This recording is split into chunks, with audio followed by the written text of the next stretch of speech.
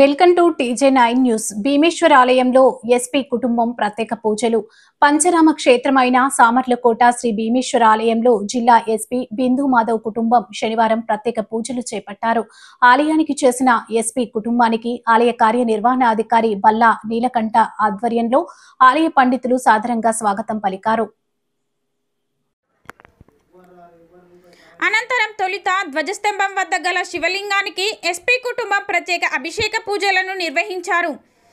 అనంతరం భీమేశ్వర స్వామిని, బాలత్రిపుర సుందరి అమ్మవార్లని వారు దర్శించుకొని ప్రత్యేక పూజలు చేపట్టారు.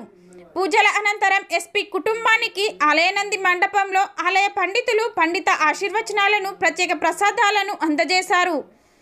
పోలీస్ సిబ్బందికి అభినందనలు.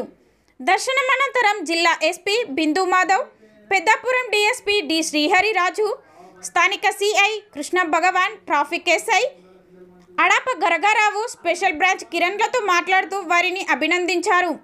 మహాశివరాత్రి ఉత్సవాల సమయంలోనూ చిత్రాడలో శుక్రవారం జరిగిన జనసేన ఆవిర్భావ దినోత్సవ సభ విషయంలోనూ విశేష సేవలను అందించి విజయవంతంగా బందోబస్తును నిర్వహించిన సందర్భంగా పెద్దాపురం డివిజన్ పరిధిలోని పోలీస్ అధికారులు, సిబ్బంది అందరికీ ఎస్పీ అభినందనలు తెలిపారు. ఇదే రీతిలో ఉత్సవాలు, లా అండ్ ఆర్డర్కు సంబంధించి ఎలాంటి కార్యక్రమాలు జరిగినా సిబ్బంది సేవలను అందించాలని ఆయన కోరారు.